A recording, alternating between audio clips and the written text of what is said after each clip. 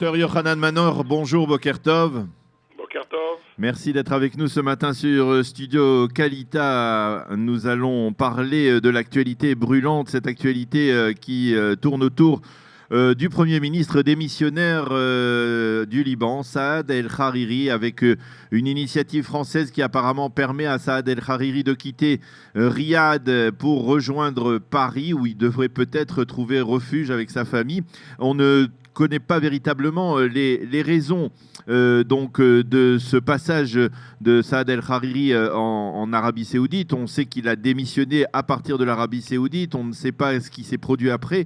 Mais la question que l'on se pose, c'est est-ce que finalement aujourd'hui, Saad El-Hariri n'était pas l'otage des Saoudiens, et est-ce que finalement les Saoudiens, à travers cette démarche, eh bien, ne veulent pas montrer d'une certaine manière à El-Hariri qu'il faut lutter de manière plus efficace contre le Hezbollah au sein au Liban?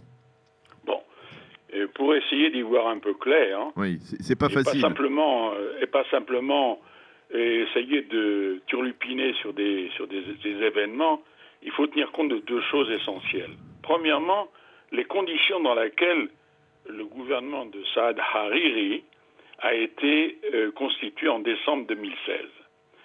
C'était après une très longue crise qui avait paralysé le pays, le Liban, pendant presque 2 ans.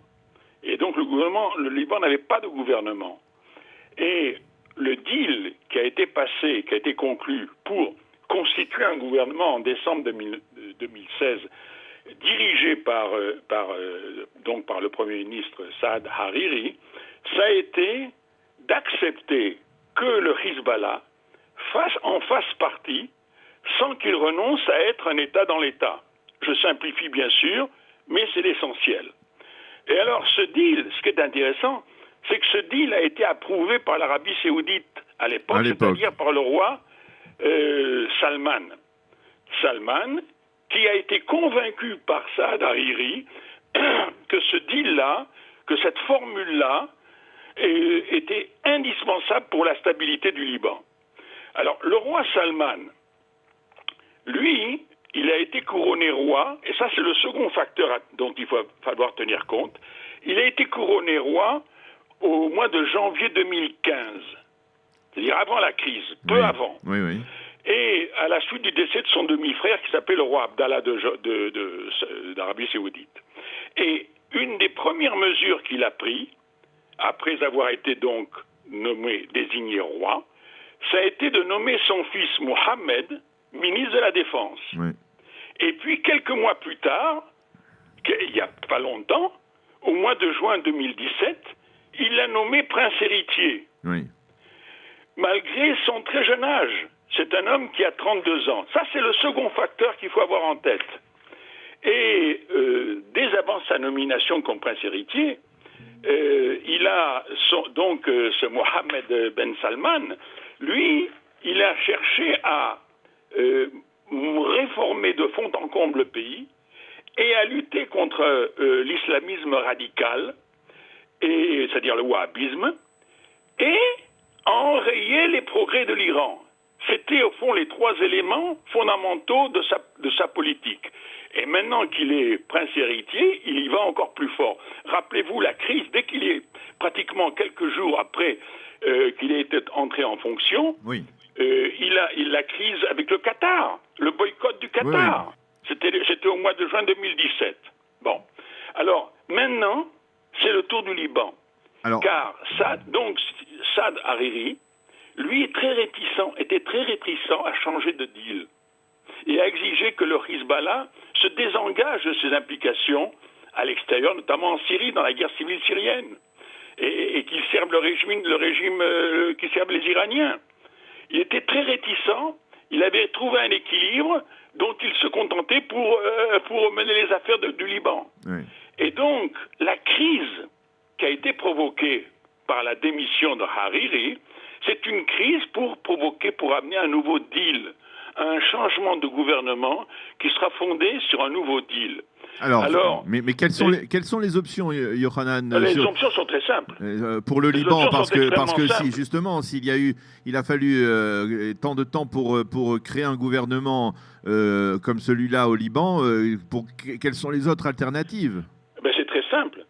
Les autres alternatives, c'est que Saad Hariri, c'était pas l'aîné de la famille Hariri, qui est un clan très important.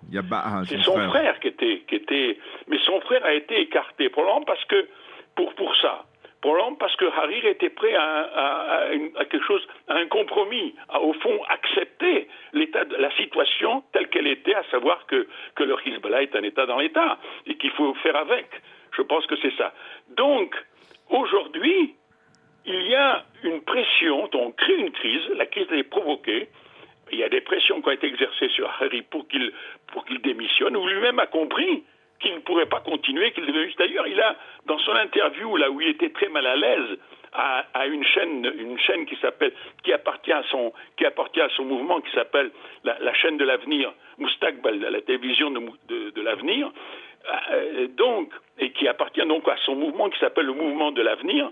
Et donc, dans cette interview, il était tellement mal à l'aise, il a dit qu'il pourrait revenir sur sa démission, je cite, si le Hezbollah s'engageait à rester neutre dans ses activités à l'extérieur du Liban. Assez clair. Alors, comment faire? Eh bien, comment faire? Je pense que l'Iran a parfaitement compris, et a compris que l'Arabie saoudite escompte peut-être qu'Israël va l'aider à amener à ce changement dans la carte politique, ou plus ou moins dans les fondements de la nouvelle coalition politique. Alors, en quoi comment Israël peut s'insérer là-dedans? Voilà, je dis que l'Iran, je dis que l'Arabie saoudite escompte peut-être que Israël va l'aider à amener à ce changement. Comment? En exerçant une menace contre le Liban. De conflagration. Oui. Mais enfin, je pense qu'avec ces éléments-là, on comprend ce qui est en jeu. Oui, mais alors la question, en fait, ça voudrait dire que les Saoudiens voudraient que les Israéliens fassent le sale boulot Non, c'est pas vraiment le sale boulot, c'est plus compliqué que ça. Il y a une compréhension de ce qui se passe dans la région qui est partagée entre Israéliens et Saoudiens. Et pas seulement Saoudiens, aussi avec l'Égypte. Oui. Mais dans cette compréhension-là que l'Iran va trop loin, et qu'il est temps de le faire reculer ou de l'amener à respecter un certain nombre de normes pour que cette région se stabilise. Dans ce contexte-là, on comprend qu'il y a également une volonté de faire des pressions sur le Hezbollah à l'intérieur ou à l'extérieur. Alors, est-ce que dans ce contexte que vous nous avez bien expliqué, est-ce que vous paraît raisonnable? On a entendu des rumeurs, et ce sont aussi des informations qui viennent de la presse pro-Hezbollah, comme le journal Al-Akhbar au Liban, qui fait état d'une sorte d'accord qui pourrait être conclu entre Israël et l'Arabie saoudite et qui pourrait s'inscrire dans une forme de règlement du conflit israélo-palestinien. Ça vous semble raisonnable et envisageable, un tel scénario aujourd'hui, par rapport justement à tout ce que vous venez de nous dire? Je pense que le scénario est plus large que ça. Le scénario est plus large que ça. Pourquoi? Parce que celui qui dirige actuellement l'Arabie saoudite a compris les dangers du wahhabisme. Et il a également pris des mesures. Et il s'est débarrassé de pas mal d'opposants, si vous avez observé ce qui s'est passé. Il a pris des mesures dans ce sens-là. Il comprend que dans cet affrontement contre l'expansion de l'influence iranienne dans la région, Israël est plutôt un allié qu'un adversaire. Oui. Bon, alors, à ce moment-là, vous pouvez envisager beaucoup de choses. La question avec les Palestiniens, c'est pas une question majeure. Elle joue un rôle. Oui, c'est peut-être sa place. C'est peut-être ça. Est-ce que vous seriez d'accord avec un tel scénario? Parce qu'on parle aujourd'hui, ces derniers jours, d'un plan, d'une sorte d'accord entre Israël et l'Arabie saoudite, mais on parle par ailleurs du plan de Trump, de Donald Trump. Et est-ce que ça vous paraît plausible que par exemple, hein, c'est une estimation que moi j'ai faite personnellement, et c'est peut-être possible que d'un autre côté, le Donald Trump qui ait vu que jusqu'à présent, on va dire, les tractations, les plans de paix permettant de régler le conflit israélo-palestinien avant un règlement régional n'ait pas marché, eh bien disent la solution, c'est peut-être justement dans la conjoncture actuelle face à l'Iran de passer d'abord par un règlement régional avec les pays sunnites modérés et l'Arabie saoudite en particulier, et à travers cela, par la suite, parvenir à un règlement du conflit israélo-palestinien. Non, je pense que c'est pas une formule théorique. Je pense que les dirigeants comprennent qu'il faut créer les conditions d'un règlement du problème en créant un autre climat dans l'ensemble de la région, oui, et en créant les conditions économiques de ce règlement. Ça ne va pas plus loin que ça. Faut pas... non. Ce qu'il y a, c'est que les choses sont ouvertes. Oui.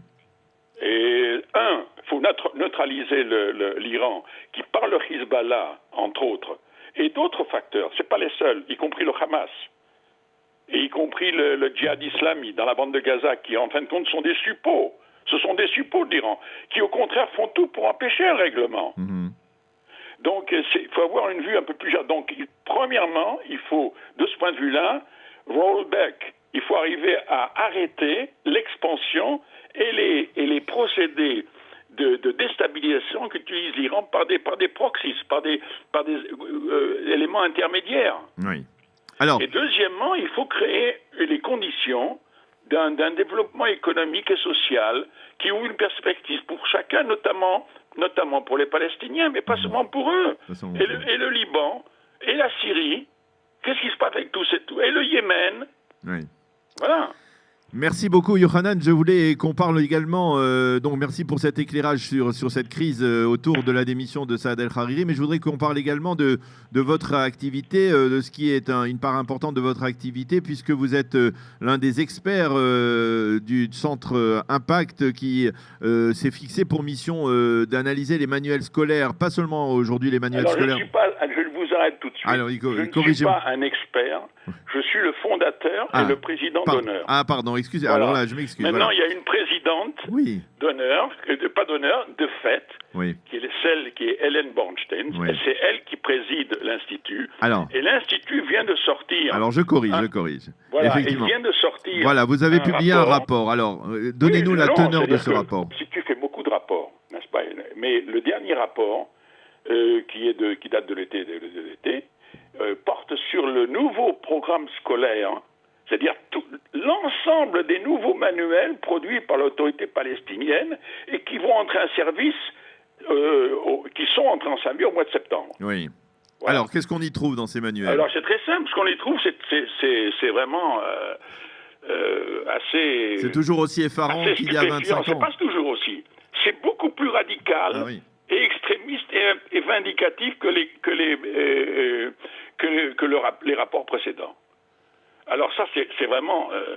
en ce sens que, si vous voulez, pour simplifier, parce que c'est un sujet complexe, les manuels scolaires palestiniens d'aujourd'hui, de l'autorité palestinienne, ne se contentent pas de démoniser Israël et les Juifs.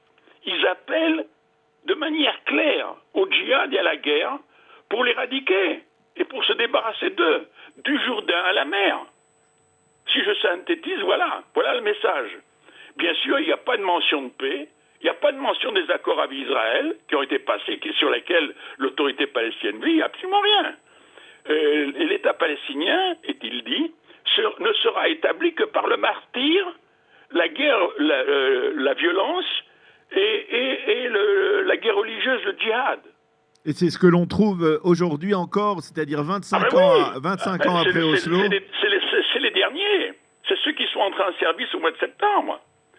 Le martyr, c'est le but de la vie.